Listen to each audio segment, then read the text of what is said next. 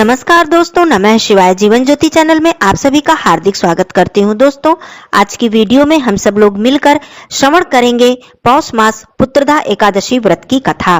दोस्तों, पौष मास की पुत्रदा एकादशी का व्रत हम सभी को धारण करना चाहिए। इस व्रत को करने से हमारे संतान का कल्याण होता है और संतान प्राप्ति की इच्छा भी पूर्ण होती है। आइए हम सब मिलकर श्रवण करें पुत्रदा एकादशी व्रत की कथा। कथा आरंभ करती हूँ। महाराज युधिष्ठिर ने पूछा, हे भगवान, आप कृपा करके यह बताइए कि पौष शुक्ल एकादशी का क्या नाम है, उसकी विधि क्या है और उसमें किस देवता का पूजन किया जाता है। भक्त वत्सल भगवान श्री कृष्ण जी बोले, हे राजन, इस एकादशी का नाम पुत्रदा एकादशी है। इसमें श्री नारायण जी की पूजा की जाती है। इस चर अचर संसार में पुत्रदा एकादशी व्रत के समान दूसरा कोई व्रत नहीं है। इसके पुण्य से मनुष्य तपस्वी, विद्वान और लक्ष्मीवान होता है। मैं इसकी एक कथा तुमसे कहता हूँ, तुम ध्यान पूर्वक सुनो। भद्रावती नामक नगरी में सुकेतुमान नामक एक राजा राज्य करता था। उसके कोई भी पुत्र नहीं था। उसकी स्त्री का नाम शैव्या था। वह निपुत्री होने के कारण सदैव चिंतित रहा करती थी। राजा के पितृ भी रो रो कर पिंड लिया करते थे और सोचा करते थे, इसके बाद हमको कौन पिंड देगा। राजा को भाई, बांधव, धन, हाथी, घोड़े, राज्य और मंत्री, इन सब में से किसी से भी संतोष नहीं होता था। वह सदैव यही विचार करता था कि मेरे मरने के बाद मुझे पिंडदान कौन करेगा। बिना पुत्र के पितरों और देवताओं का ऋण मैं कैसे चुका सकूंगा। जिस घर में पुत्र न हो उस घर में सदैव अंधेरा ही रहता है। इसलिए पुत्र उत्पत्ति के लिए प्रयत्न करना चाहिए। जिस मनुष्य ने पुत्र का मुख देखा है वह धन्य है। उसको इस लोक में यश और परलोक में शांति मिलती है, अर्थात उसके दोनों ही लोक सुधर जाते हैं। पूर्व जन्म के कर्म से ही इस जन्म में पुत्र, धन आदि हमें प्राप्त होते हैं। राजा इसी प्रकार दिन रात चिंता में लगे रहते थे। एक समय तो राजा ने अपने शरीर को त्याग देने का निश्चय कर लिया, परंतु आत्मघात को महान पाप समझकर उसने यह विचार त्याग दिया। एक दिन राजा ऐसे ही विचार करते हुए अपने घोड़े पर चढ़कर वन को चल दिए तथा पक्षियों और वृक्षों को देखने लगे। उसने देखा कि वन में मृग, व्याघ्र, सूअर, सिंह, बंदर, सर्प सब भ्रमण कर रहे हैं। हाथी अपने बच्चों और हथिनियों के बीच घूम रहा है। इस वन में कहीं तो गीदड़ अपने कर्कश स्वर में बोल रहे हैं, कहीं उल्लू ध्वनि कर रहे हैं। वन के दृश्यों को देखकर राजा सोच विचार में लग गया। इसी प्रकार आधा दिन बीत गया। वह सोचने लगा कि मैंने यज्ञ किए, ब्राह्मणों को स्वादिष्ट भोजन से तृप्त किया, फिर भी मुझको यह दुख क्यों प्राप्त हुआ है। राजा प्यास के मारे अत्यंत दुखी हो गया और पानी की तलाश में इधर उधर फिरने लगा। थोड़ी ही दूर पर जाकर उसे एक सरोवर दिखा।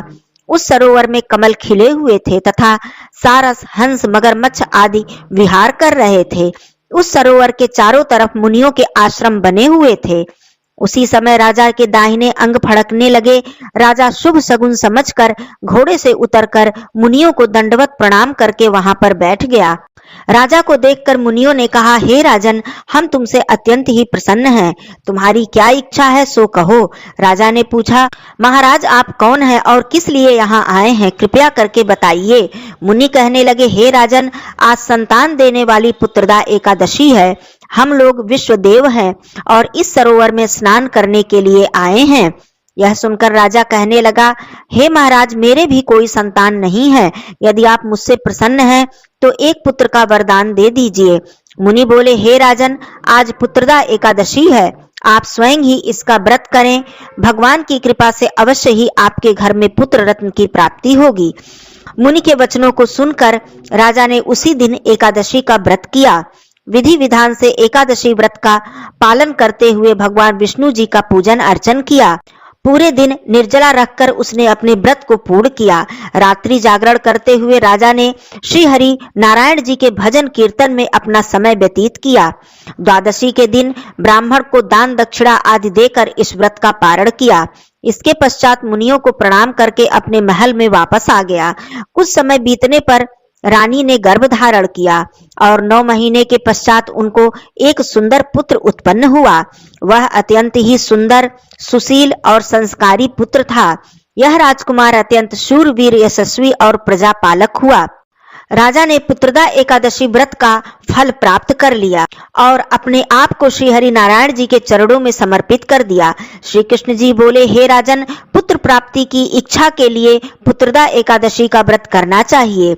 जो मनुष्य इस महात्म को पढ़ता है और सुनता है तथा साथ ही पुत्रदा एकादशी के व्रत को धारण करता है, उसे इस लोक में सुख की प्राप्ति होती है और अंत में मोक्ष की प्राप्ति होती है।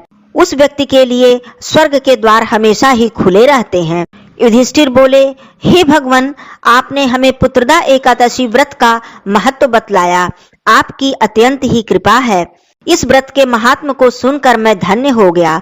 बोलिए श्री कृष्ण भगवान की जय। बोलिए भगवान विष्णु जी की जय। आइए हम सब मिलकर भगवान विष्णु जी की आरती करते हैं। ओम जय जगदीश हरे स्वामी, जय जगदीश हरे।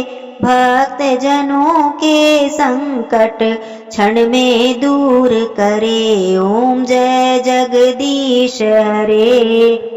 जो ध्यावे फल पावे, दुख विनसे मन का। सुख संपत्ति घर आवे, कष्ट मिटे तन का। ओम जय जगदीश हरे। मात पिता तुम मेरे, शरण गहूँ किसकी। तुम बिन और न दूजा, आस करूं किसकी। ओम जय जगदीश हरे।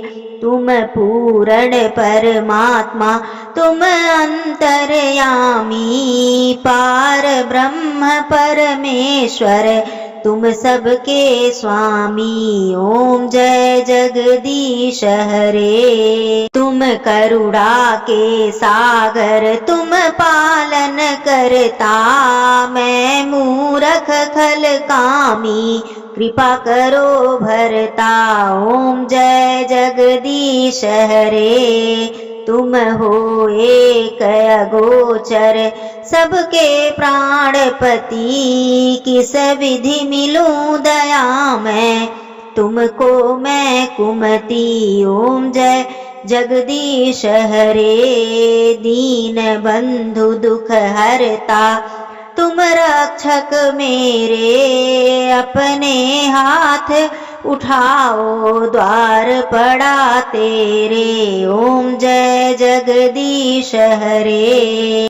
विषय विकार मिटाओ, पाप हरो देवा। श्रद्धा भक्ति बढ़ाओ, संतन की सेवा। ओम जय जगदीश हरे।